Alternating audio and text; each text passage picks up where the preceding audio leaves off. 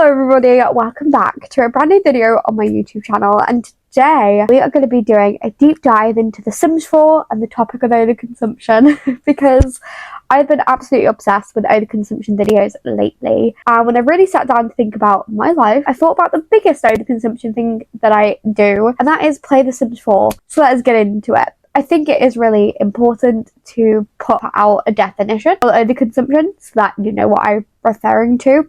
The actual definition, I feel like, is, I hate it when definitions contain the word that's in it, because I'm like, that's not a proper definition. But it does say the action or fact of consuming something to excess. And then my definition is basically having too much of something, when you have a lot of it. For example, think about those sort of people that have like 50 different lip balms and they all do the same thing. You don't need 50 different lip balms. Anyway, I also want to point out that obviously, as much as I want to do this video, that I do need to put out a disclaimer. I do love The Sims. I think it is still one of the best life simulators that we have out there. Very, very good. But that doesn't mean that it doesn't have its own critiques, you know? So I'm all up for a debate, but let's keep it civil, okay? I have also made a Google Docs for this video because I have a few topics, a few points. So if you see my iPad or me glancing down, that is why. Anyway, the first topic and the first point, obviously, is DLC. We are now, with the new kits that have been released, we are 91, I think, DLC within the pack, and yet the game still feels so unfinished. And I think this is a really big point that a lot of creators are starting to talk about a little bit more, which is that it feels The Sims 4 is both, yeah, overwhelming but underwhelming. You know, there are so many packs out there that offer different things, but yet the features that are provided are not done to a good enough standard that you actually feel that you can play them for a really, really, really long time. And I think that is a really big factor. So the point that I've also made is that there are like 5 different packs that will basically be about one feature. So for example, in The Sims 3 we would have generations, but in The Sims 4 we have parenthood, growing together, toddler stuff, kids room stuff. I'm pretty sure I'm missing one. Like, there is so many different packs. That's literally 5 packs within itself for one thing, and I would say the game still does not feel as complete as like the generations like expansion pack did in The Sims 3. You are getting a lot less basically for your money, which brings me over to The Sims 4 just being the definition of quantity over quality. We have 90 different packs, but the quality of them are not good enough. That is a problem because they're charging more than what they did in The Sims 3. These packs, if we're talking just expansion packs, are meant to be worth £35. I'm British, obviously, so £35 for me, but I think it's about $40 in the US. I can only think, I was gonna say I can only think of one pack that I'd pay that money for, but when I really sit down and think about it, actually no, I couldn't. Like, I can't really think of many packs that are worth £35, and I would say the pricing structure of the packs is done horrifically. Even kits with the latest kits that we've seen, how are they getting away with even charging £3.99 for the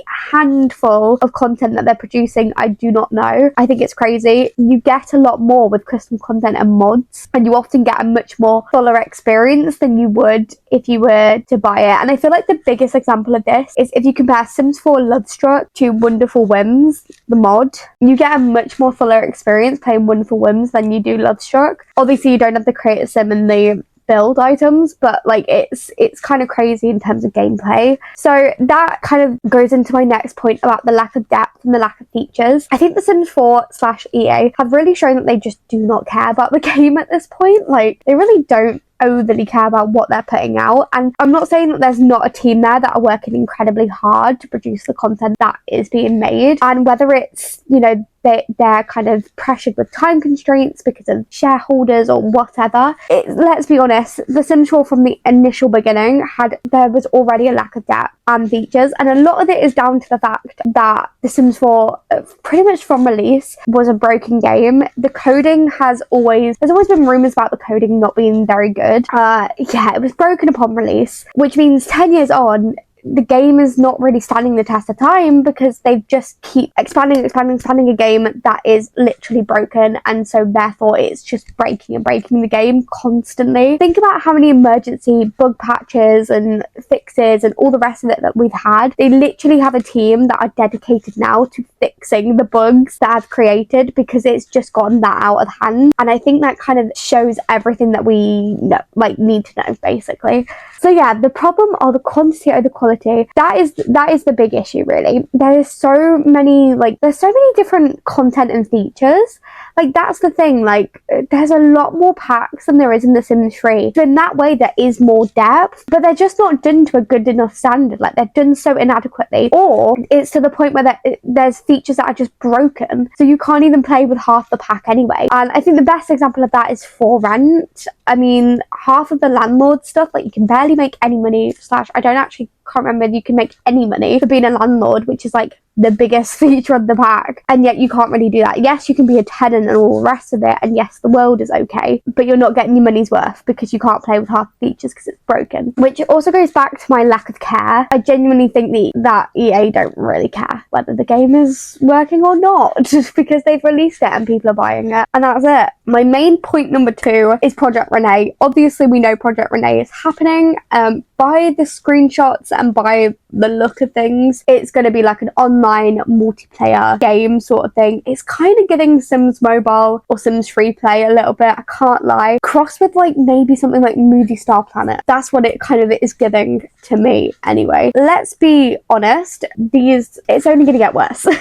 I think there's going to be a lot of different microtransactions within the game. They kind of already hinted that although weather will be included in base game, that to have winter activities, you're going to have to pay for something, which means you're probably going to have to pay for summer activities. So it's like splitting it even more. What used to be 1 pack is going to be what, like 4 packs maybe, if you're including spring and autumn. And I think that's crazy, particularly because the reason that they've given us for not having a Sims 5 is the fact that they don't want people to have to buy a whole new like game basically and start from the beginning. And yet it kind of seems like that's going to be the case anyways. But hey, I can't judge it because we've only seen screenshots, but I have that weird sinking suspicion that it is only going to get worse as we hear more, particularly from what we've seen about like job listings and all the rest of it. Not impressed particularly. I kind of wish they just invested the money and made a Sims 5 to a good enough standard. But anyway, that's for another day. Yeah, it seems like the game, like I said, from what we can tell, a lot more microtransactions or features being split into smaller packs. And yeah, I think it just like makes that whole argument about the fact that they don't want Simmers to have to like reinvest in a game.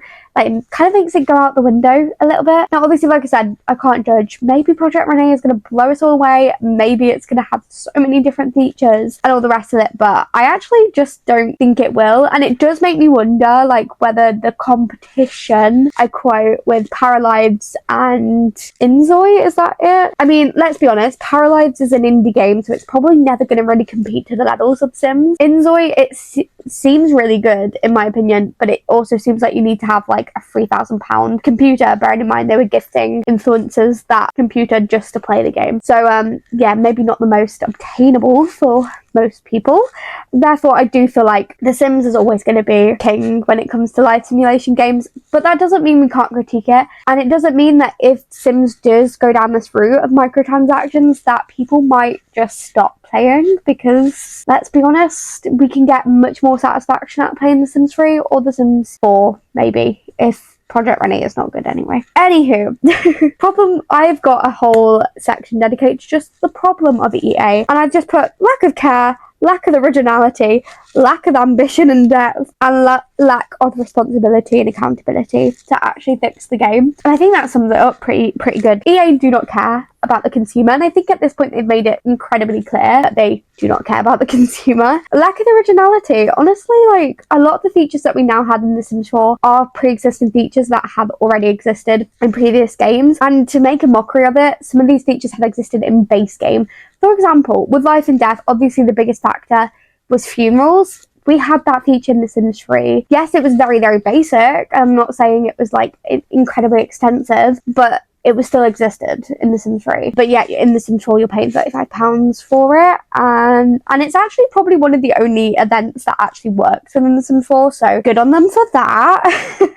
But yeah, lack of originality. There's not many packs I can think of that are like completely a new concept. I think in lots of ways, and don't get me wrong, I'm not necessarily saying that's a bad thing. It's a live simulation game, so obviously a lot of it is going to be the same repetitive things.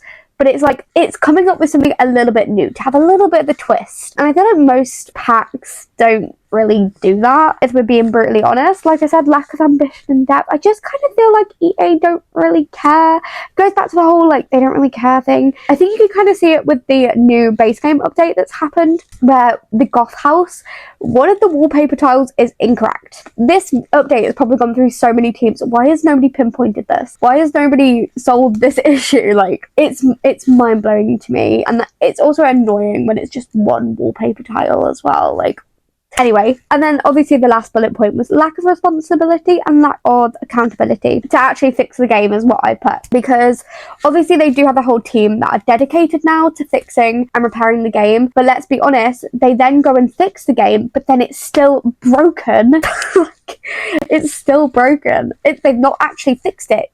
It's just broken still, and it's really annoying. The other thing that I do want to say is that, like, actually it's not just like, for example, I do not have a high-end computer. I do not have a gaming computer by any means, so when I play The Sims, it runs actually okay on my personal device. But you are starting to see even your influencers now, presumably that they have like a £2,000, £3,000 computer, and even their games are breaking, they're crashing, and a lot of them play without mods and custom content too, which just goes to show how broken the game is. Like, I actually haven't played without mods and custom content for a while, so I couldn't tell you how my game runs without mods and custom content, and I fear that it would be horrific if that was the case, if you're being honest. I have just rambled for a good long time. Now, obviously, if you were to buy all of the DLC, if you were lucky enough to be able to afford to buy all the DLC, it would be, at this point, it would be into the thousands in terms of cost, which is a crazy amount of money. And when you really sit back and digest, is The Sims 4 an £1,000 game? Like, that's astounding. And obviously the answer is no, it's not. They've given us a broken game and then just given us more and more broken as the game has gone on. And I do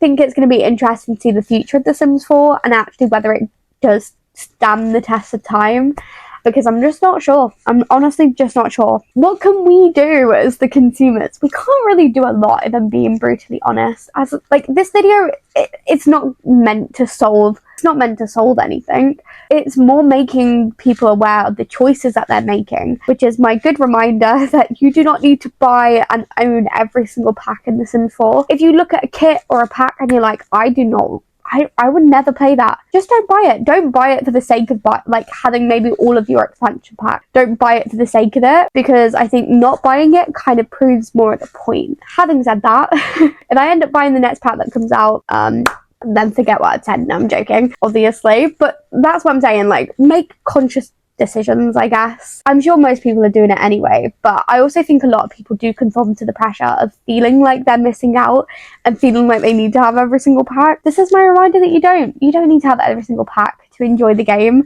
In fact, I think most people could get a lot of enjoyment by just having the base game and then having a lot of mods, to be honest. I know they're a bit of a pain to update, but like, I think you would get just as much enjoyment out of it, basically. Do not feel pressured to have to buy every single pack. Trust me, I don't have every single pack, kit or anything, because God forbid I'd be in debt by now if that was the case. And actually, I've made an important note on my little bullet point list, which is buying everything is actually a downfall in The Sims 4, because as you buy more and more and more, the game can't handle it anyway. So do with that what you will. I actually think having all of the packs and kits, etc., is like almost the worst thing you can do, because I genuinely think the game is pretty much unplayable. Anyway, that has been my video about overconsumption in The Sims 4. It is crazy to me now that we are like 90 different DLCs into The Sims 4. That's astounding. Crazy. I hope you guys have enjoyed this video. If you have, be sure to leave a like, go subscribe, go leave a comment. Like I said, be civil in the comments. Hopefully I'll see you all next time. Bye everyone.